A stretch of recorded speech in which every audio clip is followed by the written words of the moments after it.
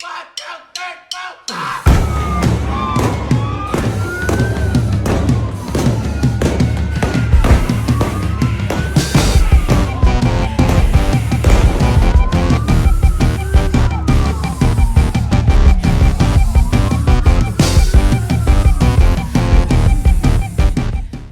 always say this, but I feel like poems, everything that comes with writing a poem has to do with sound.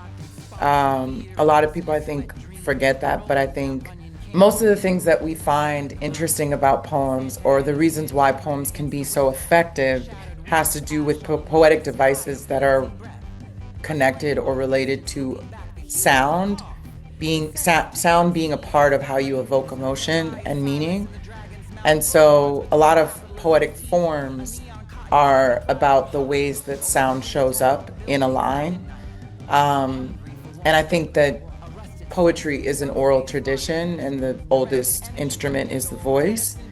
I always see it. I've been working on a collection of poems for my next book that's called sheet music, and I try to be intentional about always having like a music stand on stage because I think it's important for people to know that what we do with poetry is music, and how you say things is just as important as what you're saying. And I think that's a very ancient tradition. So you look back to most indigenous and African practices with language recognizes that language is just an approximation of meaning through sound. Words are symbols of sound. And we hope we know what we mean when we say what we're saying, but sometimes we don't always really understand what is being meant. And I think tone is a huge part of that. Tone being a thing that both musicians and poets deal with and think through and communicate with. And so I think like Black people have always had these different dimensions to tone. So even if you think about, um, you know, word, just the word, there's so many different ways that word shows up. And like you'd be like, word, word, and it's all these dimensions to how we say something that is deeply musical and deeply sonic. And so I feel like there's always been a relationship and a connection. It's just a matter of whether or not you approach the craft that way. And in a literary world, an academic sense, poetry has been lifted up on this pedestal that has kind of made it divorced of the people often. And so I think that, anybody that's dealing with language and dealing with poetry from the very core of its ethos, it's connecting. It's trying to connect across difference, and in that difference, I think that's where connection comes to be. That's where connection is most fruitful and most meaningful. And so, yeah, I just think poets have always been musicians. The best ones that I love are musicians. I think I just fell in love once I found poets that were intentional about making music. I recognized something in myself that resonated with that deeply. And I was like, oh, what they're doing with their work is what I've always felt. And once I saw examples of people doing that, I said, I can recognize that that's a dream, a goal, a vision. And then it came to be that I could work and find collaborators who could work with me to experiment and to figure that out, and to find a sound that develops the poetry, and the poetry is developing the music. And all of the poems that I've written, what's beautiful about the process that we've done is like the poem is really the impetus of the music. The poem sparks what the music is and how the music is made. And it's less about me just trying to like recite over a beat, and make my words fit into somebody else's construction. It's been beautiful to find collaborators that are intentional about making music that can hold space for what's being said, but also be in communication and in conversation with what's being said and how things are being said. That's why I love improvisation so much in terms of jazz, right? Because, or the blues, it's like you have this ability to interact in real time.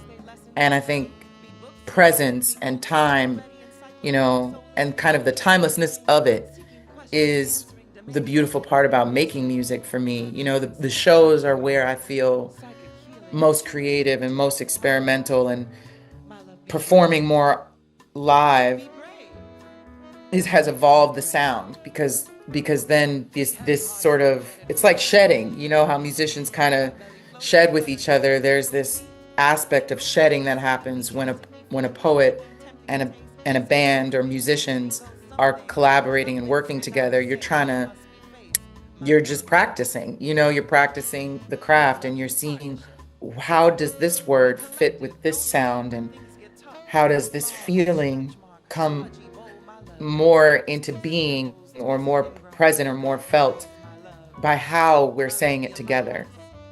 And sometimes when they're playing with me, it gives me new feelings about things I'm saying. I don't even realize it. I'm like, wow, that just hit me in a different way because of how they're playing and responding, and that's the really beautiful part about it. Let it be. Let it be. Let it silly shame and show you out. Well, I think the imagination is always urgent, it's a very important part of our practice being here together in this collaboration called life, so I feel like poetry is that insurgent sort of will to imagine and to exist in a sense of, I think what you're talking about is that struggle with a shared reality that we all have. And you don't, I think it's not a denial of that reality. Like, if anything, it's a affirmation of that reality, but it's an invitation to say there are alternate realities. There are different forms of seeing and being in the world that we can all access. And if we access them more, perhaps we could not just imagine them, we can bring them into the fold and into vision and into practice, and into our current shared reality, So I think that there is power in the imagination, but it's always urgent, because I saw Van Lathan speak the other day, and he was talking about imagination. He was saying how so many people in his life had died as a Black man, and he was saying that I think his father passed, or like he's had other friends pass, and he was saying a lot of his imagination was born in imagining what it would be like to be hugged, and I thought about that as such like a simple thing that we take for granted, that like, though there's some conditions that we face and there's material reality of those conditions, um, the imagination is so important, and it is so urgent because it allows us the ability to cultivate the world we want to see. And if it's not there, to demand it, to ask for it, to lean into what are those intuitive feelings that we know we want to experience that we haven't experienced, even if only to say, I've never been hugged, and I want that. I imagine that. I can see it. I can feel what that feels like. When I'm imagining it, I can feel the hug. And I think that's so powerful. That's so urgent, that's so important. Um, and I think most of the innovations and the changes we've wanted to see in the world came out of that kind of imagining, of seeing, immense tragedy, immense struggle and tribulation, and still saying, no, I imagine a world where I'm loved. I imagine a world where I have agency. I imagine a world where money is not the dictator of my life. I imagine a world where people have access to all their immediate needs. I imagine a world that's abundant, that sees possibility and creates conditions for that possibility. I mean, what is more urgent than that right now? You know, that is all there is to life. You know what I mean? And it's a matter of life or death, because if we can't imagine it, then it surely won't be possible. You know, it won't take place. So I think it's people who have had no other choice but to imagine, because the conditions were so severe, that the only place reality could take hold and make new shapes was in the imagination, that we had to create through insurmountable like experiences. You know, the final frontier is the mind, you know. So it's like, if the battle is happening in the world in a real way, you can't change that without first believing you can, you know, without first imagining what it can be. And of course, there's not one solution, it's not one person's imagination, but we're living in a time of complete lack of political imagination. What we're experiencing in the world it came up through somebody's mind, you know, if not many people's minds, made this world what we currently have made to what we currently accept. We accept it as truth, right? And as the only way. So what does it look like to not accept it, to refuse it, to rebuke it, you know, and to cultivate another way? I think that's pure imagination, and it's super urgent. Bold, brave, and bellowing, elbow, ankle, shoulder your way. Will it is so. Whatever, whatever it may be, whatever it may be that fires the engine of your chest, sprawls open your I'm really excited about this project because it feels more me, and the collaborations that I've had the honor to work with, like the people I've collaborated with, are all people that I deeply love. And I'm learning what that looks like, you know, to be more intentional about that, because sometimes you get so caught up in what you know, who you think someone is, or what you think is going to come out of you guys working together. But there's nothing like when love's in the room, you know, there's nothing like that is the greatest form of the greatest source that we have to create from and with. And I'm really grateful that Michelle, you know, Michelle Ndegeocello saw it as worth, not just worth her time, but something that she felt was necessary for her at this time to work with me. And seeing the collaboration that me and Justin have had, working with Justin Brown has been like a dream of mine. So us touring together and us doing shows together has developed a relationship that has deepened. And that's the foundation of what we've made, you know? It's real relationships. And so I hope that people feel the love that was in the room when they experience the record.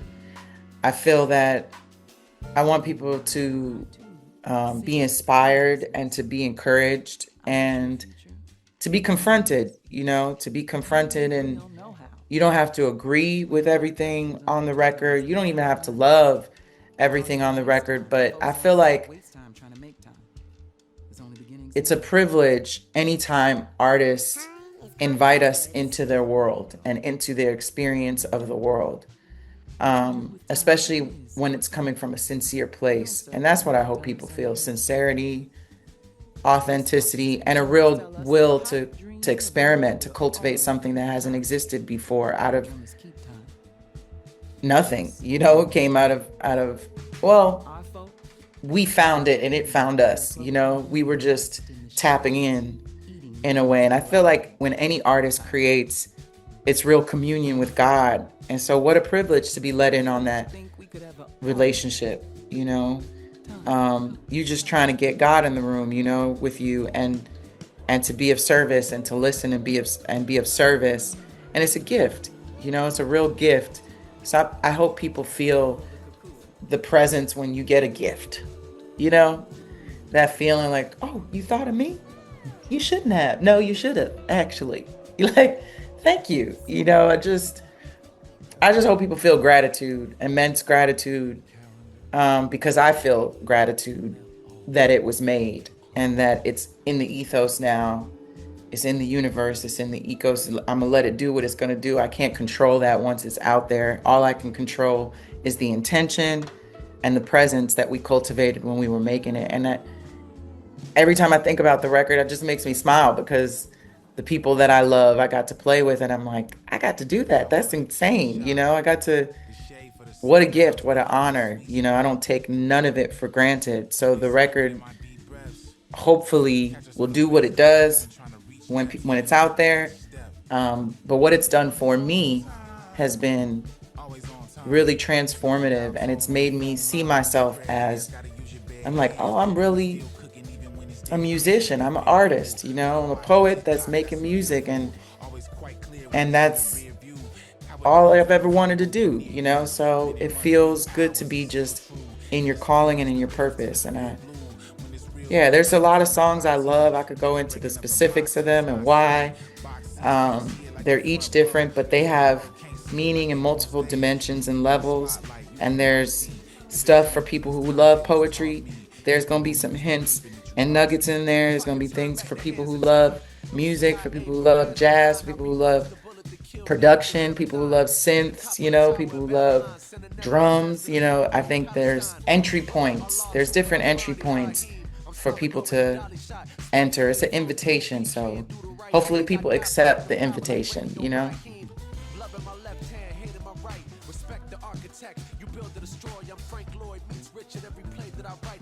Tongues of the sun spitting radiant light.